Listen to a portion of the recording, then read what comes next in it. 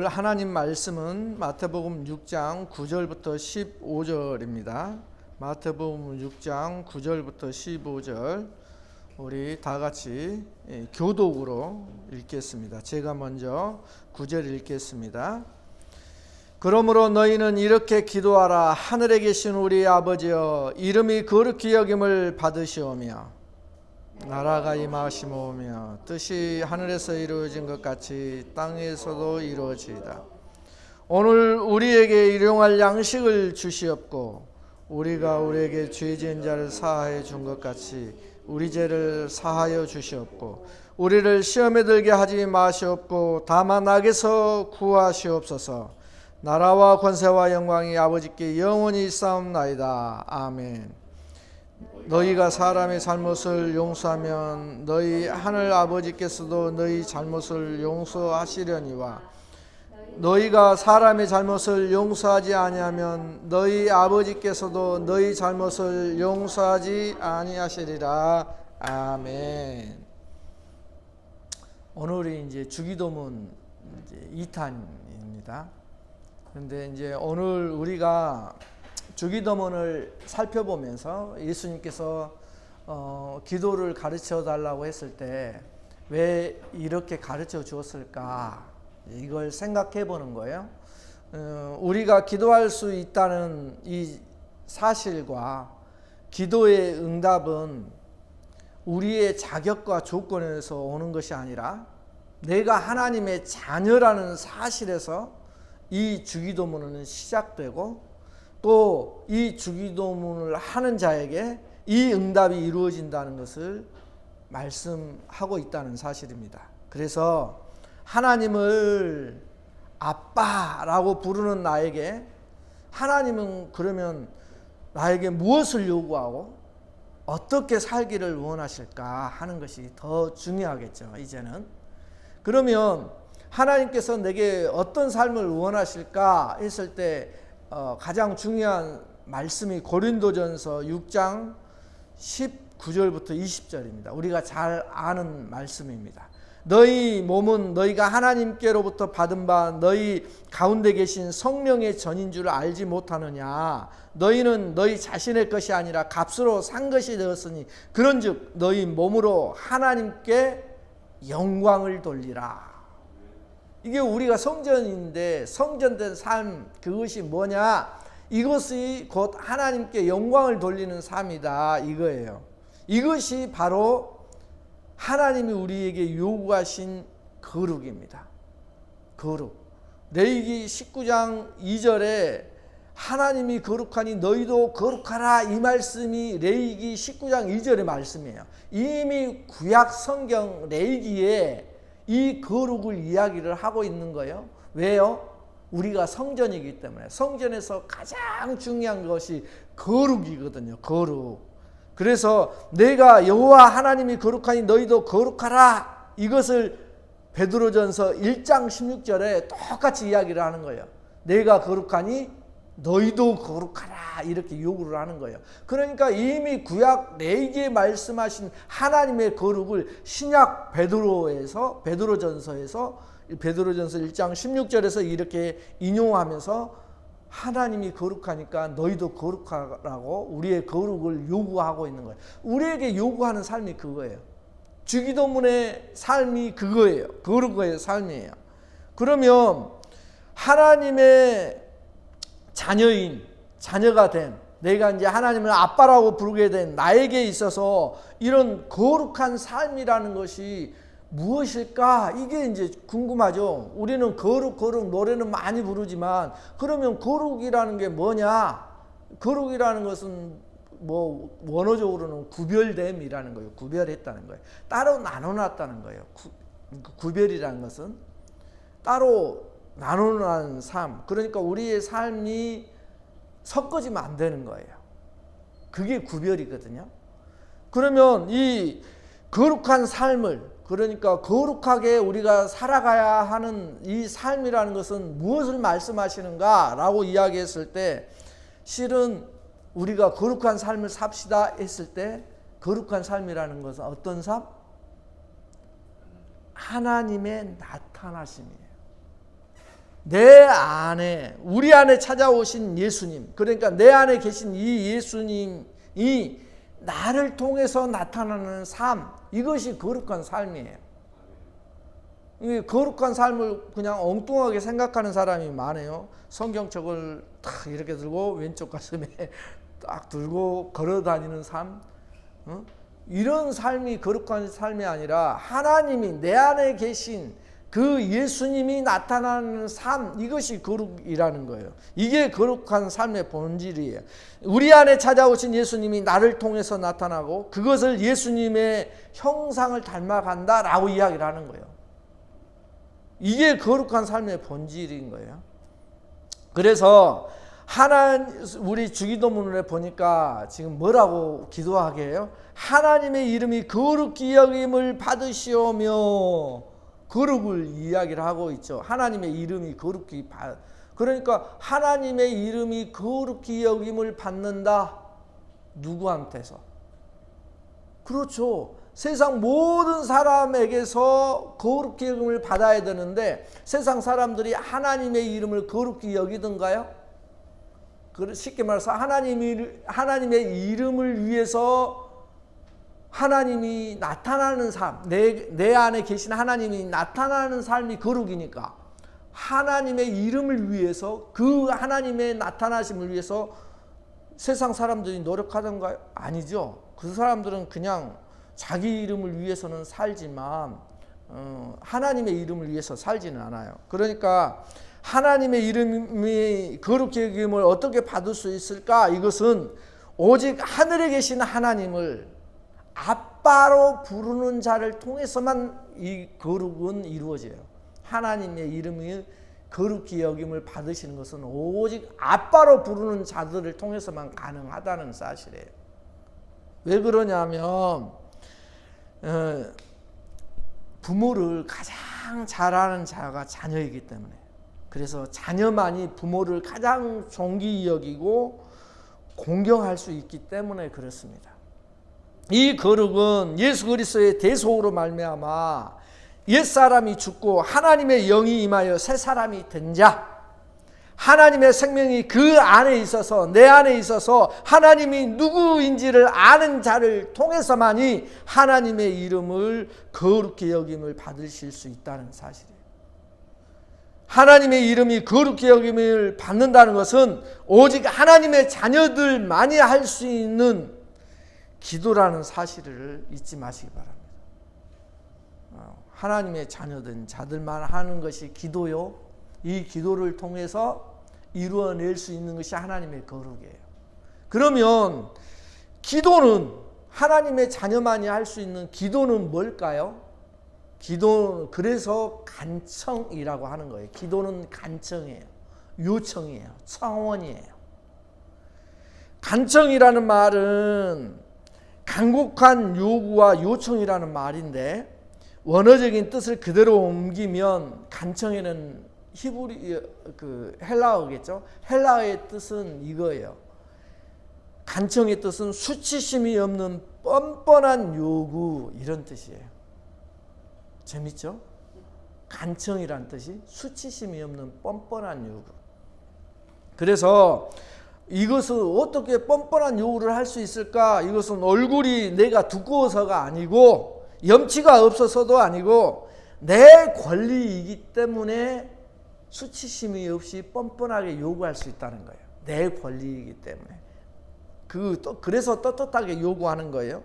기도는 그래서 염치 없는 부탁이 아닙니다. 마치 채권자가 채무자에게 돈 내놓으라는 이 요구와 비슷한 이치예요. 그 비슷한 원리예요. 기도는 그래서 부탁이나 설득이 아니고, 이해가 되시죠? 기도는 부탁이 아니에요. 설득이 아니에요. 기도는 뭐냐면 주신다고 약속하신 것 주세요. 내게 빚진 것 주세요. 라고 나의 권리를 행사하는 것이 기도라는 거예요. 전혀 다르죠? 우리가 생각했던 기도와. 내게 빚진 것 주세요. 이렇게. 기도가 이렇게 뻔뻔한 이유가 있을까요? 왜 그럴까요? 이 뻔뻔한 이유를 누가복음에서는 이렇게 설명해요. 누가복음 11장 5절부터 8절에 보면 이렇게 말씀을 하네요. 또 이르시되 너희 중에 누가 벗이 있는데, 벗은 친구예요. 벗이 있는데 밤중에 그에게 가서 말하기를 벗이여 떡 세 덩이를 내게 구워달라. 내 벗이 여행 중에, 또 다른 친구가, 자기의 친구가 여행 중에 왔으니까 내가 먹을 것이 없노라 하면 그가 안에서 대답하여 이르되 나를 괴롭게 하지 말라. 문이 이미 닫혔고, 그러니까 이미 문 닫고 아이들이 나와 함께 침실에 누웠으니 일어나 네게 줄 수 없노라 하겠느냐. 내가 너희에게 말하노니 비록 벗됨으로 인하여서는 친구 때문에, 그것 때문에 일어나서 주지는 아니할지라도 그 간청함을 인하여 일어나 그 요구대로 주리라 그래요. 여기서 간청이 나오죠. 이 간청의 뜻이 뭐라고요? 뻔뻔한 요구, 수치심이 없는 뻔뻔한 요구. 그것 때문에 일어나서 그대로 주리라 그래요. 이 본문이 강청하는, 강하게 요구하는, 막 때를 쓰는 기도, 내가 내 목숨을 걸고 기도하는 본문으로 유명하거든요. 그런데 이게 과연 그런 뜻일까, 이거예요.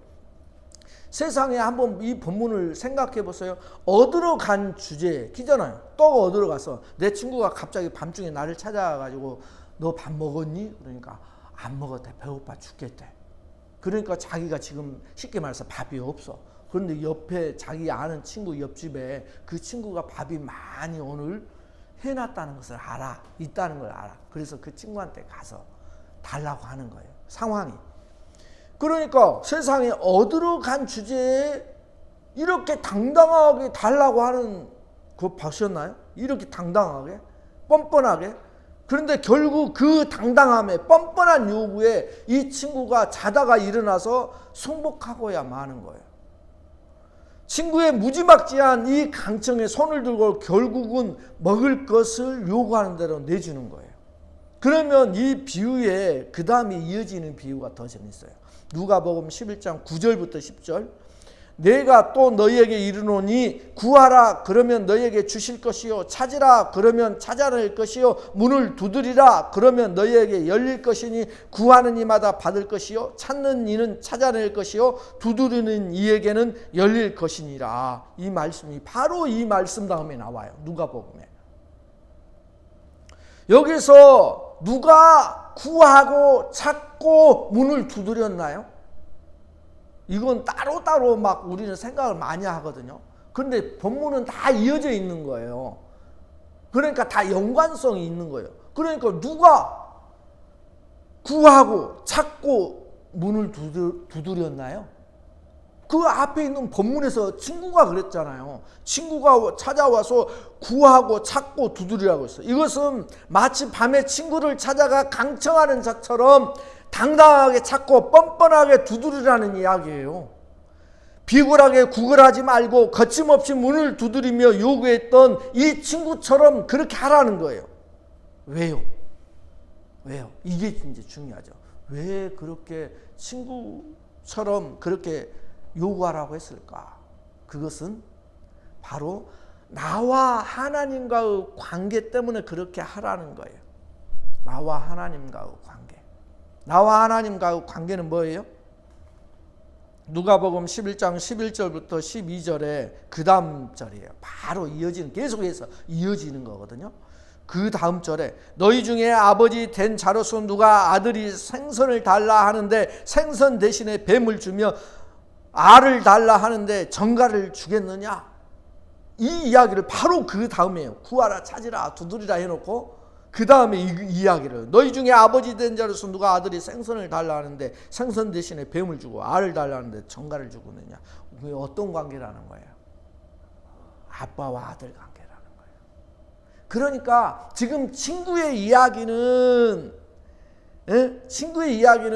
그냥 친구라고 하면은 그렇게 주겠어요, 안 주겠어요? 아니 이미 다 자고 있는데 물 두드라고 친구가 달라고 해.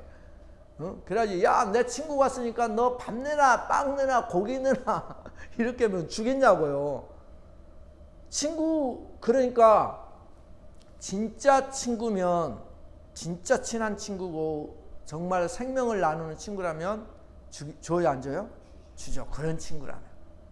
그러니까 여기서 말하는 이 친구 관계는 참 친구 관계를 이야기해요. 다른 말로 이야기하면 어떤 관계 정도의 친구냐면 아빠와 아들의 관계 정도 되는 친구 관계를 말해요. 그 정도로 가까운 이야기. 그래서 이게 이렇게 이어지는 거예요.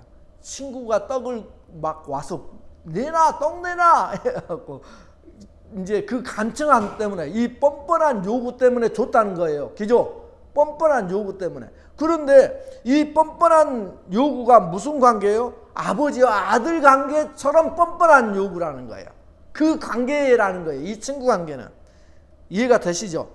그래서 기도는 아버지와 아들의 관계요, 아들의 자격이요, 자녀의 신분으로 하는 거예요. 이것이 기도예요. 이것을 믿고 나가는 게 기도입니다. 하나님은 나의 아버지고 나는 하나님의 자녀라는 그 자격으로 밀고 나가는 거예요. 그래서 진짜 중요한 게 있어요. 요한복음 15장 14절부터 15절에 보면 이렇게 해요.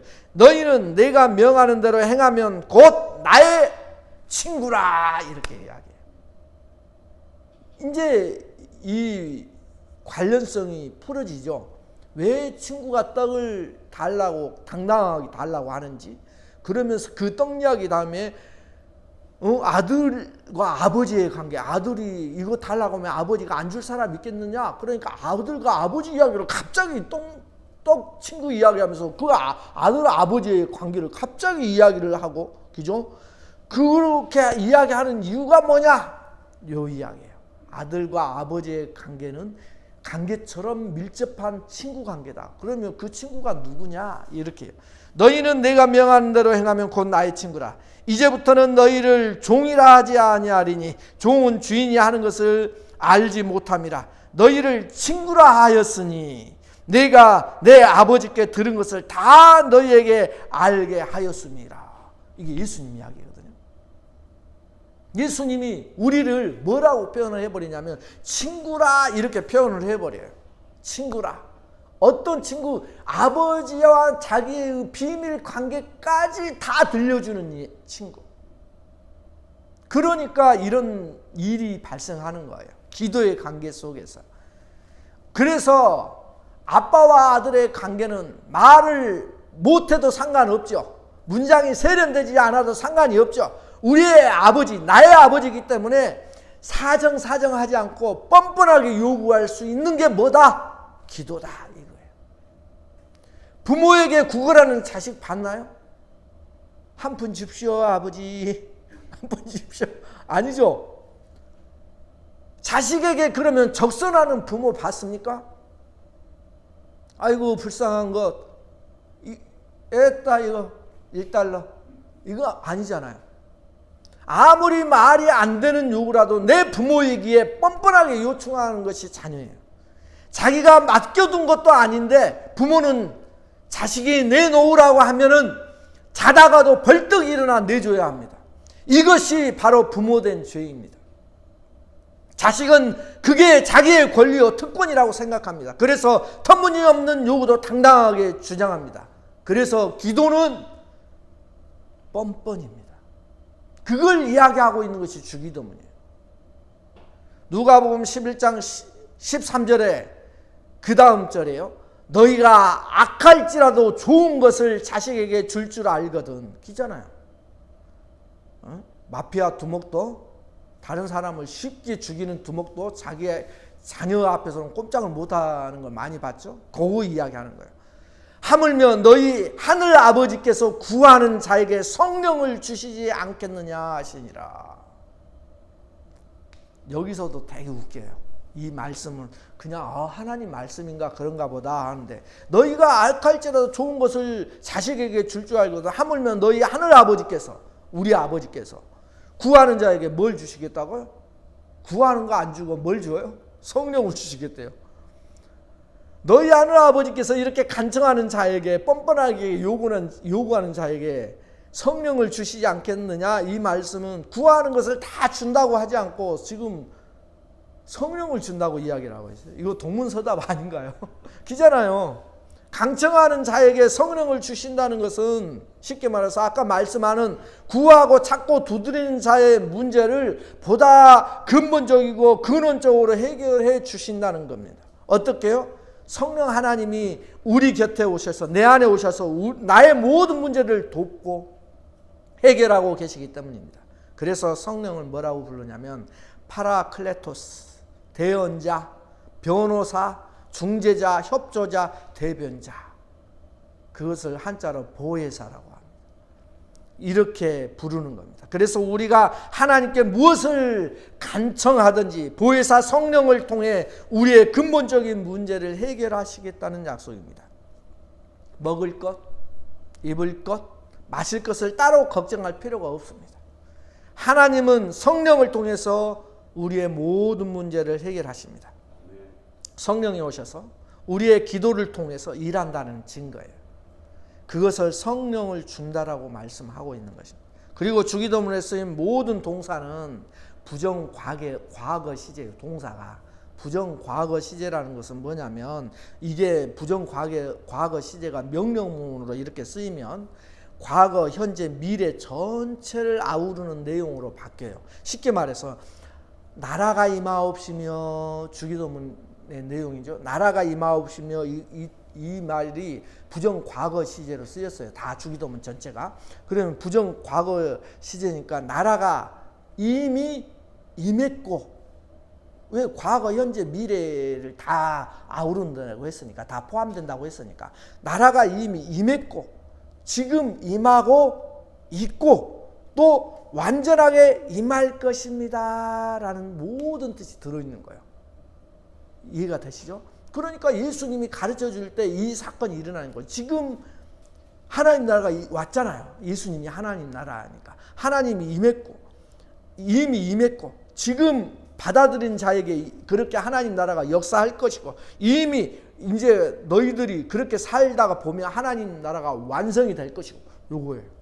그러니까 주기도문의 이 뜻이, 이것은 뭐냐면 기독교의 가장 핵심 진리가 뭐예요? 이미와 아직이라는 아주 유명한 교리가 있거든요. 그러니까 하나님 나라가 이미 임했다, 그러나 아직은 완성되지 않았다, 이 원리예요. 이해가 되죠? 우리 2차 세계대전 이걸 가지고 설명을 많이 해요. 노르망디 상륙작전으로 인해서 이미 거기에서 승리를 했잖아요. 그것으로 인해서 독일은 패망을 했죠. 그것으로 인해서. 그죠? 그러나 잔당들을 소탕에 가는 그 과정은 남아있었잖아요. 그것처럼 이미 이겼으나 지금도 완성을 향해서 달려가고 있는 것. 이게 하나님 나라예요, 지금. 그래서 우리 안에 뭐가 있어요? 전쟁이 아직도 있는 거예요. 이 원리가 하나님이 우리에게 가르쳐 주신 이 하나님의 대원칙이 주기도문 속에 들어가 있는 거예요. 왜? 나라가 임하옵시며, 이게 부정과거 시제로 써서 이걸 부정과거 시제가 명령문으로 쓰였기 때문에 과거, 현재, 미래의 내용이 다 포함되어 있는 말씀이 되었다, 이 말이에요. 그리고 이제 주기도문 6장 11절에 보면 그 다음에 중요한 게 오늘날 우리에게 일용할 양식을 주시옵고 해서, 이 양식은 어떤 양식일까요? 식량일까요? 식량인 떡일까요? 아니면 다른 무엇일까요? 마태복음 6장 25절부터 35절에 보면 이렇게 이야기해요. 내가 너희에게 무엇을 이르노니 목숨을 위하여 무엇을 먹을까, 무엇을 마실까, 몸을 위하여 무엇을 입을까 염려하지 말라. 목숨이 음식보다 중요하지 아니하며 몸이 의복보다 중요하지 아니하느냐. 공중의 새를 보라. 심지도 않고 거두지도 않고 창고에 모아 들이지도 아니하되 너희 하늘 아버지께서 기르시나니 너희는 이것들보다 귀하지 아니하냐. 너희 중에 누가 염려함으로 그 키를 한 자라도 더할 수 있겠느냐. 또 너희가 어찌 의복을 위하여 염려하느냐. 들의 백합화가 어떻게 자라는가 생각하여 보라. 수고도 아니하고 길쌈도 아니하느니라. 그러나 내가 너에게 말하노니 솔로몬의 모든 영광으로도 입은 것이 이 꽃 하나만 갖지 못하였느니라. 오늘 있다가 내일 아궁이에 던져지는 들불도 하나님이 이렇게 입히시거든. 하물며 너희일까 보냐. 믿음이 적은 자들아. 그러므로 염려하여 이르기를 무엇을 먹을까 무엇을 마실까 무엇을 입을까 하지 말라. 이는 다 이방인들이 구하는 것이라. 너희 하늘 아버지께서 이 모든 것이 너희에게 있어야 할 줄을 아시느니라. 그런즉 너희는 먼저 그의 나라와 그의 의를 구하라. 그리하면 이 모든 것을 너희에게 더하시리라. 이 말씀을 하시고 아니 아무것도 염려하지 말고 너희는 먼저 하나님 나라와 그의 의를 구하라 이렇게 이야기를 해놓고 뭐가 나오냐면 일용할 양식을 구하는 기도를 하라고 가르치는 것은 이 말씀 다음에 주기도문이 나오거든요. 그러니까 이렇게 말씀해놓고 일용할 양식을 구하는 기도를 하라고 가르치는 것은 앞뒤 문맥이 잘 맞지 않잖아요. 그렇기 때문에 일용할 양식을 달라고 기도하라고 해놓고 무엇을 먹을까 마실까 입을까 하지 말래요. 그것보다 먼저 하나님 나라와 의를 구하래요. 이상하잖아요. 예? 일용할 양식을 달라고 주기도문에 쓴 기도하라고 시켜놓고 그 다음 주절에는 이렇게 이야기를 해놨단 말입니다. 너희는 먼저 이것부터 구하라고 하나님 나라와 의를 구하라고. 이상하지 않아요. 그래서 일용할 양식이 진짜 무엇인지를 알아야죠. 일용할 양식이 뭘까요? 마태복음 4장 4절에서는 이렇게 이야기를 해요. 예수께서 대답하여 이르시되 기록되었으되 사람이 떡으로만 살 것이 아니요 하나님 입으로부터 나오는 모든 말씀으로 살 것이라 하였느니라. 이건 신명기 8장 3절을 인용한 건데요. 이렇게 이야기를 했어요. 여기가 힌트가 있죠. 일용할 양식 떡이 무엇일까요? 구약의 힌트가 나옵니다. 하나님께서 이스라엘 백성들에게 일용할 양식을 주신 적이 있었죠. 그때가 언제? 바로 광야에서 만나준 사건이에요. 출애굽기 16장 4절부터 5절에 보면 그때 여호와께서 모세에게 이르시되 보라 내가 너희를 위하여 하늘에서 양식을 비같이 내리리니 백성이 나가서 일용할 것을 날마다 거둘 것이라. 이같이 하여 그들이 내 율법을 준행하나 아니하나 내가 시험하리라. 여섯째 날에는 그들이 그 거둔 것을 준비할지니 날마다 거두던 것에 갑절이 되리라. 여기에 일용할 것을 이게 나오죠. 그러면서 여섯째 날에는 2배로 거두래요. 왜요? 하나님께서 날마다 일용할 양식을 하늘에서 내려주시고 또 하나님이 6일째 되는 날 항상 뭘 함께 주셨냐면 내일의 양식을 함께 주신 사건이거든요. 이게. 그러면 왜 그렇게 하셨죠? 다음 날이 무슨 날이기 때문에? 아니지. 그때는 주일의 개념이 없었죠. 그때는 그 다음 날이 안식일이었기 때문에. 구약으로는. 안식일이었기 때문이죠. 안식일에는 그날을 거룩히 지켜야 하기 때문에 아무 일도 못하게 했어요. 여섯째 날에 일곱째 날 것까지 거두고 안식일에는 뭐 하냐면 태초에 하나님이 창조해 놓으신 완전한 창조를 기념하고 즐기고 이루어질 참 안식을 고대하라는 의미에서 여섯째 날에 다음 날 일곱째 날 안식일까지 만나를 거두게 한 거예요. 여섯째 날에 내일의 양식까지 주는 거잖아요. 그죠? 여섯째 날에는 내일 양식까지 주심으로써 안식이라는 것이 무엇인가를 배우게 하는 거예요. 안식이 무엇인지. 그 안식이 뭘까요? 짚고 넘어가면 내일 것까지 거둬서 아무 일도 못하게 종들도 가축들도 아무 일도 못하게 그런 첫 번째 의미는 이거 설명하면 오래 걸리니까 그것만 잡고 그러니까 안식일은 아무 일도 못하게 하는 이유는 안식은 네가 간섭하는 게 아니다 이런 뜻이에요. 네가 하는 것이 하나도 없다 이런 뜻이에요. 안식은 오로지 누가 하나님만이 100% 주는 것이 안식이다 이 말이에요. 그래서 내일의 안식으로 안식이 무엇인가를 배우게 하고 안식은 반드시 오고야 만다는 것을 깨닫게 하고 체험시키고 준비시키게 하는 것이 만나 사건이에요. 그잖아요. 이처럼 내일의 양식인 안식의 양식이 안식일의 양식이 하나님으로부터 오늘 주어지는 이유는 내일 것까지 거두게 했어요. 그러면 뭐가 있다는 거예요? 우리에게 내일이 있구나 이 말이에요. 그 뜻이에요. 내일이 오겠구나 라는 것을 하나님이 약속하신 사실이에요. 우리에게 내일이 없구나. 그 내일이 무엇이다? 안식이구나. 그러니까 우리에게 우리의 인생 다음에, 이 말이 무슨 말이냐면 우리의 인생의 삶으로서 끝나는 것이 아니라 내일이 있구나, 내 영혼의 안식이 있구나, 이걸 가르쳐 준다는 거예요. 그걸 이야기를 하는 거예요. 그래서 그 내일이란 안식을 이야기하는 거예요. 그래서 그 안식이 담고 있는 그 나라는, 안식을 주는 하나님의 나라는 반드시 오겠구나, 이것을 설명해 주고 싶어서 이 만나 사건을 주신 거라는 거예요. 그래서 그 비밀을 설명해 놓고 숨겨 놓으신 것이 바로 광야의 만나, 내일의 양식의 사건이에요. 오늘 안식일 것까지 거두게 하고 안식일에는 아무것도 내리지 않게 하고, 그래서 오늘 거두면서 내일이 안식일이구나 기억하게 하고, 하나님께서 안식일을 주시는구나. 종들에게는 뭐겠어요? 내일은 아무 일도 않고 편안하게 쉴 수 있겠구나, 인간적으로 생각해도 그날을 고대하게 하는 거예요. 그러니까 우리가 뭐예요? 마귀의 종으로 살아갈 때 마귀하고 이제 마귀의 종에서 벗어나 이제 마귀하고 영적인 싸움을 하잖아요. 영적인 싸움이라는 것은 무슨 싸움? 생각의 싸움이라겠어요? 쉽게 설명하면 내 생각에 나의 욕심과 세상적인 근심, 걱정, 이것들이 막 들어와요. 난 내 육체를 입고 살아가니까. 그런데 성령께서, 예수 그리스도를 믿으면 성령님이 오셔서 그 싸움을 하시는 거예요.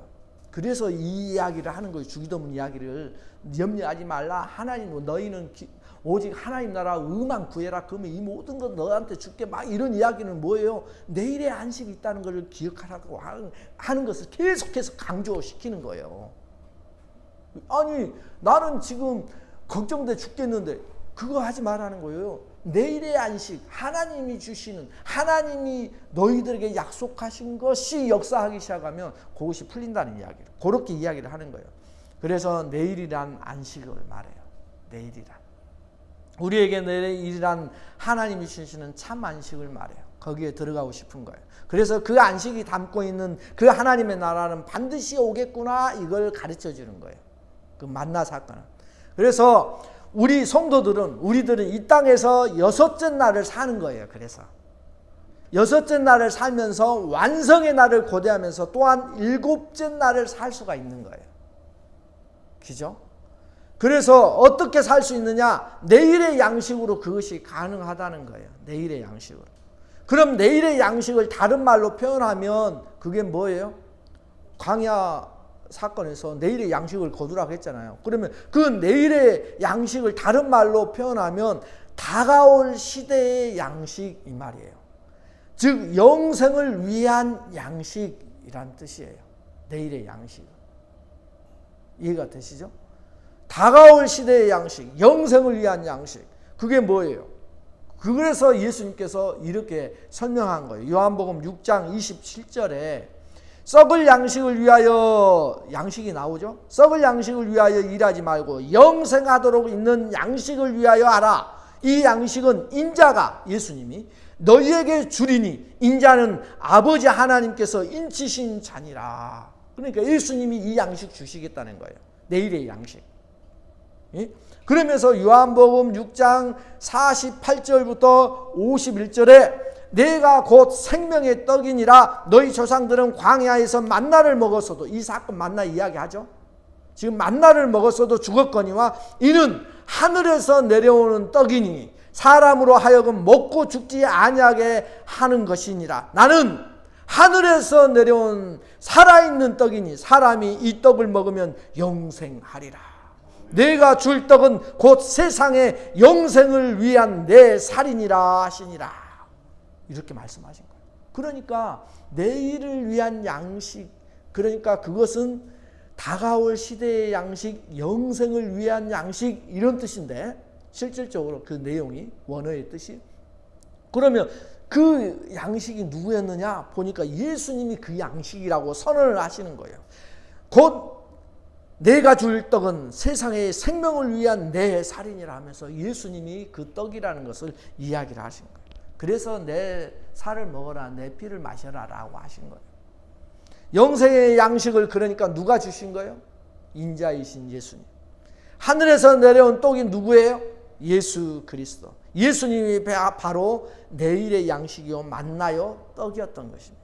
그래서 여기서 떡이라는 단어와 일용할 양식이라는 단어가 똑같은 단어를 사용해요. 알토스. 알토스.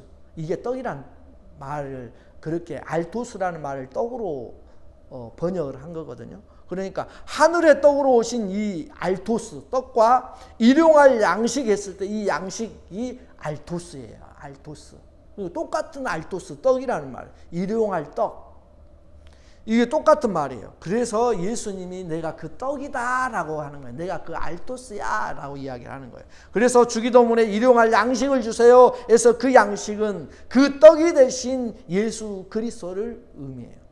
그러므로 예수님께서 일용할 양식, 일용할 떡을 구하라고 하신 것은 뭘 구하라는 거예요? 바로 내일의 양식, 다가올 시대의 양식, 영생하도록 만드는 양식으로 오신 예수 그리스도를 구하라는 의미로 일용할 양식을 주시옵고 라고 이야기를 하는 거예요. 그래서 이 본문의 구조가 계속해서 누가복음에서는 그런 식으로 이어지는 거예요. 아까 말씀드린 왜 예수님을 우리는 구해야 하나요? 바로 그 예수님에 의해서 죄가 사해지고 그 예수님에 의해서 하나님 나라가 완성이 되고 그 예수님에 의해 뜻이 하늘에서 이루어진 것 같이 땅에서도 이루어지기 때문에 예수님을 구하라는 거예요. 그분이 그 예수님 때문에 하나님의 공의가 세워져서 율법의 시대가 이제는 가고 우리가 우리에게 죄 지은 자를 율법의 형벌로 정죄하거나 심판하지 않고 용서할 수 있는 은혜가 온 것이고 또 예수님 때문에 하나님의 이름이 거룩히 회복이 되는 거예요. 왜? 예수님만이 하나님의 참 아들이었기 때문에 그 아들로 인해서 하나님의 이름이 거룩히 여긴 아들. 그래서 바로 그 양식 떡에 대한 구체적인 내용이 떡을 구하는 친구의 비유 속에 아버지와 아들의 관계라는 그러한 사실을 숨겨 놓았기 때문에 그 친구가 떡 세 덩이 비유를 말씀하시면서 그렇게 당당하게 다른 말로 뻔뻔하게 요구할 수 있었던 이유가 그 때문이에요. 왜요? 그 친구는 그냥 친구가 아니라 진짜 친구다. 그러면 진짜 친구가 누구겠니? 예수님이 네 친구다. 우리의 친구다 라고 말씀하잖아요. 그러니까 예수님과 나와의 관계이기 때문에 내가 예수님이 가르쳐준 그 비밀의 기도처럼 아버지께 뻔뻔하게 요구할 수 있는 자격이 있는 거예요. 그래서 주기도문의 본문인 마태와 누가가 말하는 내용은 하늘의 떡을 먹은 성도는 하늘의 떡이 누구라고요? 예수 그리스도. 예수 그리스도를 먹은 성도는 하나님 나라의 백성다운 삶, 즉 떡을 먹은 자로서의 삶을 추구하게 되어 있어요. 마음이 그렇게 가요. 하늘 아버지는 반드시 그 삶을 이루시고 성취시키시기 때문에 그래요. 성령님이 내 안에 계시면 내가 아버지 뜻대로 안 가면 탄식하면서 하나님 말씀으로 계속해서 깨우치시거든요. 그러한 그 성취시킬 하늘 아버지가 반드시 성취시킬 일의 보증으로서 보혜사 성령이 오셔서 하나님 나라를 내 안에서 이루어 가시고 하나님 나라의 통치가 성령님의 통치가 내 안에서 하나님을 사랑하는 것과 이웃을 사랑하는 섬김의 모습으로 날마다 나타나게 소원하게 하시고 이제 내가 사랑하는 자로 살겠습니다 라는 서약을 날마다 무엇으로 확인해요? 주기도문으로 확인하면서 살아가는 하나님의 자녀가 되기를 원하시면서 주신 것이 바로 주기도문이에요. 그래서 주기도문 이제 외우실 때 어떻게 외우시라고요? 요거 생각하시면서 그 내용 생각하시면서 거룩은 누가 할 수 있는 거예요? 내 아버지의 이름을 누가 빛나게 해줘요? 아들만이. 자녀들만이 빛나게 해주는 거예요. 그잖아요. 내 부모 아무 이름도 없고 뭐 누가 알아주지도 않는 부모를 누가 그 이름을 빛나게 해줘요? 자녀가. 이번에 뭐 설교는 거의 다 끝났는데요. 이번에 뭐 US 오픈 그 여자 결승전 어제 끝났는데 그 이름은 까먹었어요. 그 여자가 됐어요. 그런데 그 여자가 18세예요. 18살. 그런데 이번에 US 오픈에 초청된 사람이에요. 본선에 올라간 자가 아니라 초청된 사람이에요.